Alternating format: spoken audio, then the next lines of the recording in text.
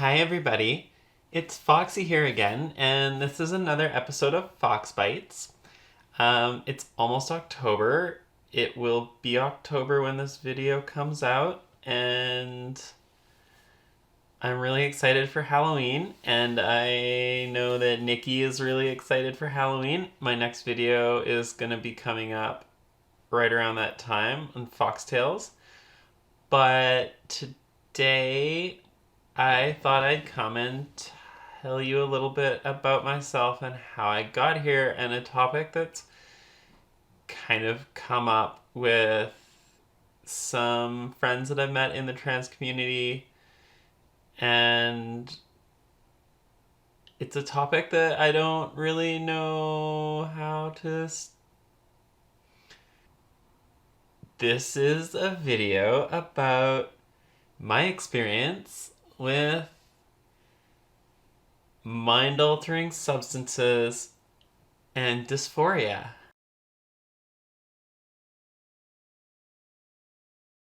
So, content warning, we're going to be talking about drugs, alcohol, dysphoria, mental health, and all sorts of good stuff that, anyhow, I'm going to wind the clock back like a decade or so to when I was an embarrassing little egg.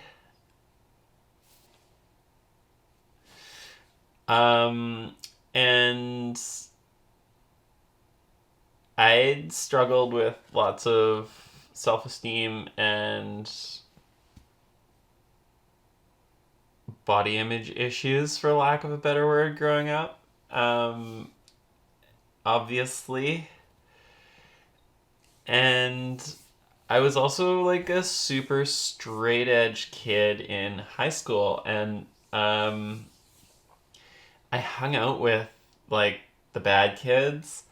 And like, I don't know, I smoked a cigarette when I was 16. I had a beer, a maybe like a half dozen, maybe over the span of like all of high school. I got tipsy in grade 12. I tried marijuana for the first time in grade 12. And like that was it. I didn't do that until I was old enough to do that. And if it was illegal, it was illegal, and I didn't do that either. Because that would be bad, and I was a good child.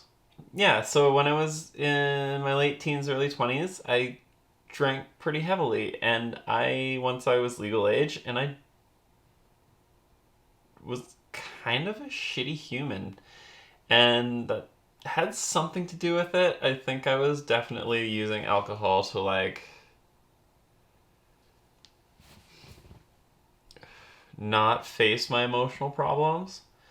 And then I had a relationship where my partner liked to smoke weed and bone down, and that was awesome. And they were not so awesome. So Mary Jane stuck around.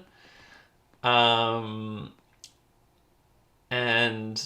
I went through like a winter where I was still like super depressed about stuff, but I stopped drinking and just kind of started smoking weed.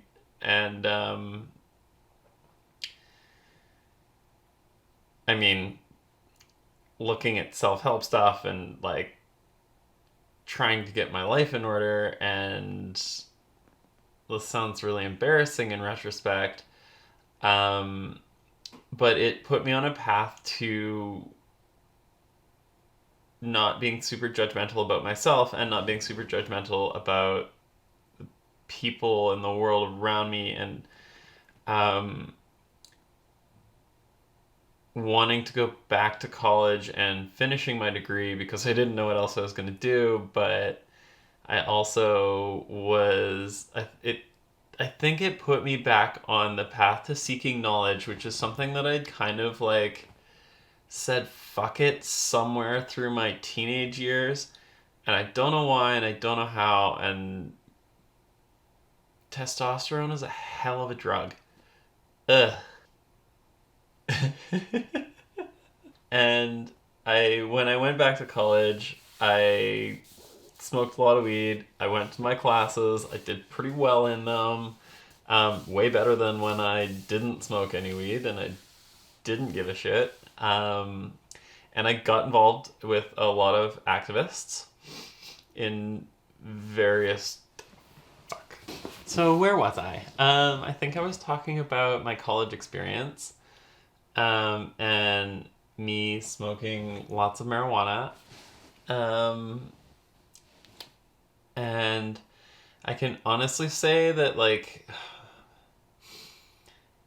this was back when like it was really illegal here in Canada, and generally it was still frowned upon in most circles, especially like my circles. My parents freaked the fuck out when they found out I was smoking weed. Um, and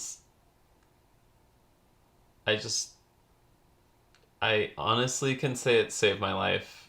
And at the time, I was smoking lots of weed and dealing with my body image issues and dysphoria, which I didn't even have a word for at the time, by anthropomorphizing myself.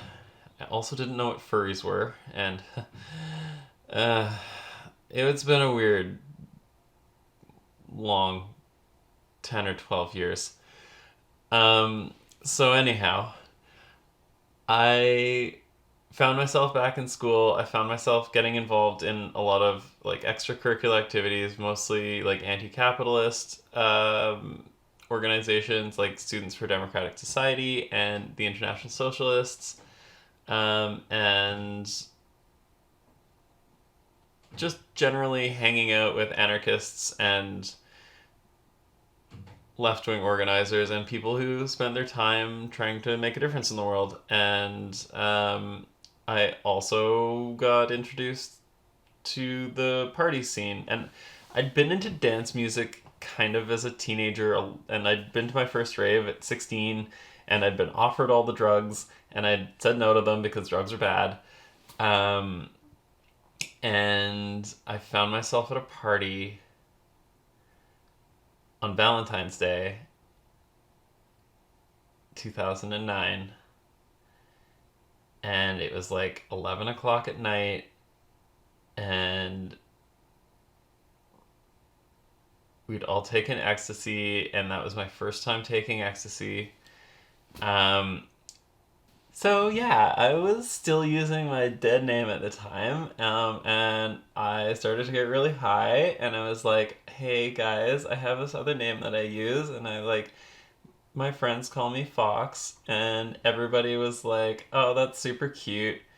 And then one of the other people at the party was like, "Oh, we had a friend who we knew who changed her name to Kitten Fox and moved to San Francisco and became a woman." And there was the longest, most pregnant pause ever.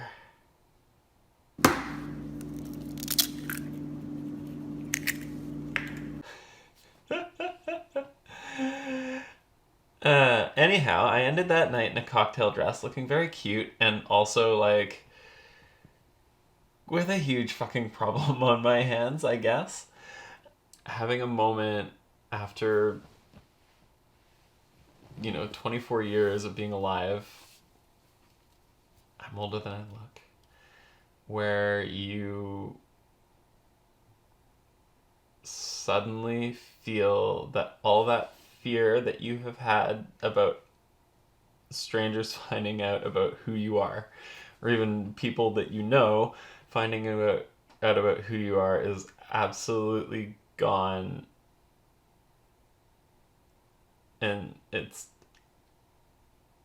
magic, and I wish that I didn't I wish that it wasn't the experience that I had to have to be here now, but I'm glad that it happened to me, because I wouldn't be here now. And there's nowhere else I think I'd rather be, but it was a lot of trauma to deal with, even though, like, yeah, I guess change is both magical and traumatic. Like going from like zero. I kind of like to dress up like a girl, and I wonder what it would be like, and that might be really cool, and this is what I would be like if I were a girl, to to this is who I am and want to be. Like, that is terrifying. um, yeah, so one of the problems with doing substances like that is that you come down, and then have to deal with the things that you learned when you did them. And that was really challenging for me. I went through a period of time where, I mean, I had the freedom to explore, but I also was really terrified. And I mean, I really leaned into the Fox identity because it was easier than leaning into a femme identity. There's embarrassing photos of me. And I did a lot of drugs because it helped me deal with my dysphoria. It helped me feel okay in my body and comfortable in my body. And this is something that, after, years later, meeting other trans people in the kind of dance rave community, that is a little bit of a shared experience. Like, managing your feelings of dysphoria using ecstasy and LSD and things like that, which is not a healthy thing to do for anybody watching this. Like, I think that one of the most important things that I want you to take away from this isn't that this is a good thing that has happened to me. This is what has happened to me, and this is my experience in discovering that I am trans and that I missed out on a lot of stuff growing up. And all of the coping mechanisms that I had built to deal with managing in society without outing myself. And my experience with psychedelics helped me break all of those down, but I don't think that anybody should go through that. And especially, I don't think anybody should have to find out they're trans by taking a pill at a party and having it hit you, or like have your depression lift and then be like, well, now what? Fast forward like a decade, where, like, say 2017, and in the intervening period, like, the economy had collapsed. I had to move home with family who I wasn't out to, and I, not even as queer, I was just like, I'm really weird and kind of a hippie and like whatever. I mean, the depression was really bad. Again, not having independence really, really, I guess, pushed me back in the closet quite a bit. And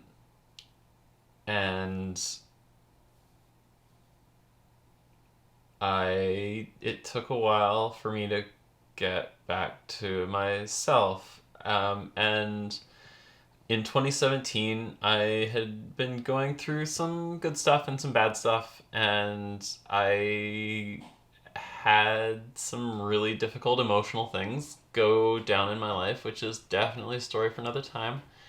And the short story of all of this is that I ended up taking prescription antidepressants for 4 or 5 months. And when my brain chemistry started to level out after about 3 of those months, dysphoria hit me really, really, really hard. And I didn't know what the fuck to do about it.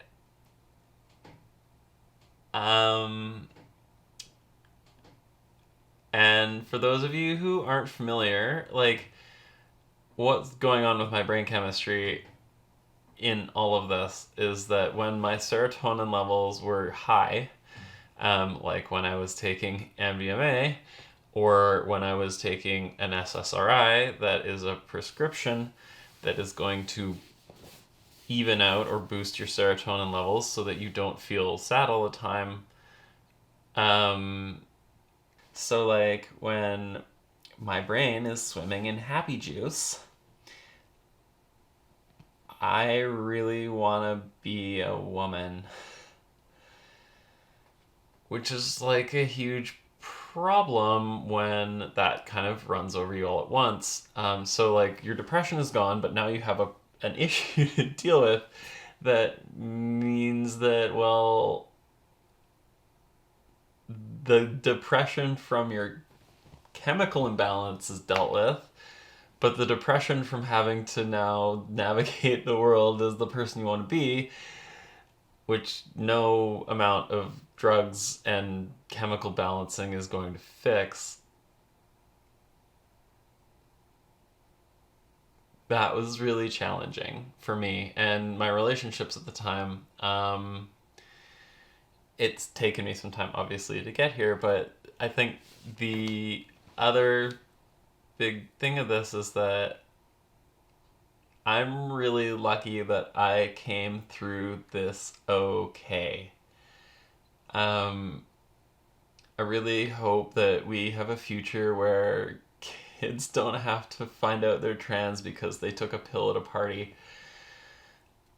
I really hope this resonated with some of you, and I hope it gives you a little bit more insight to me. I mean, like, I don't really do lots of substances now. I don't really feel like they have as much to teach me as they used to.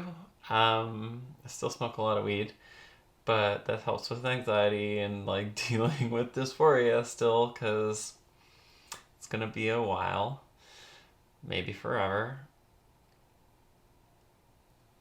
A couple other things. I should probably add to this. I don't drink alcohol anymore.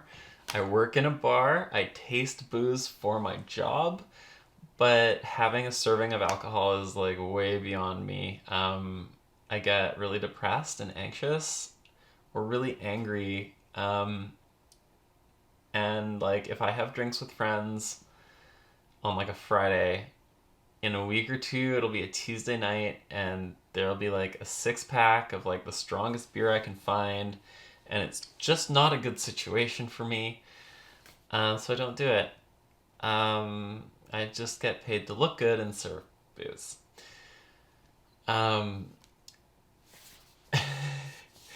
and so yeah, that's kind of weird, I guess, but it's just not a substance that has been good for me. It's been, yeah, psychedelics and entheogens, mostly MDMA and LSD, that have really given, and cannabis, of course, THC, that have given me like the freedom and the mental space, the ability to have the perspective and the comfort with myself to be myself. And yeah, I guess that's all I have to talk about. Um, YouTube doesn't really like videos that talk about most of the subjects that I talked about in this video. So in the off chance that it goes viral or gets picked up and a bunch of people watch this, it's almost certainly going to be demonetized, which is fine. I never really planned on making tons of stuff that would be, super cool with the YouTubes, but they are giving me a platform to distribute for free. So that's great. And if you want to support me and the show and let me spend more time bringing you content instead of working so I can bring you content, you can support me on Patreon, like these wonderful folks, Google Analytics and Philbo Schwaggins. And I'll see you next time. I have another FoxxBites in mind where I just sit down and tell you a little bit more about myself, and a FoxxTales for Halloween. And I'll see you next time.